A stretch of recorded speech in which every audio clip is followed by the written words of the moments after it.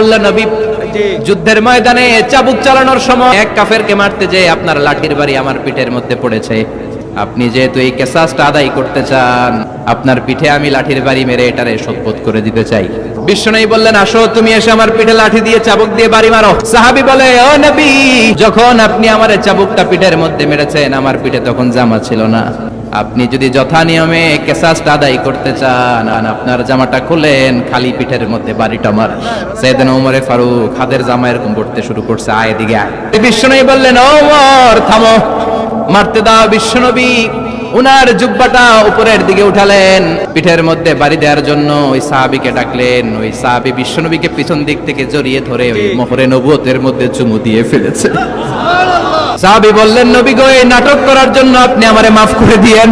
অনেক দিনের সাধনা, জল্পনা কল্পনা, আপনার মোহরে নবুয়তের মধ্যে আমার ঠোঁটটা লাগিয়ে আমার ঠোঁটটারে আমি জাহান্নাম থেকে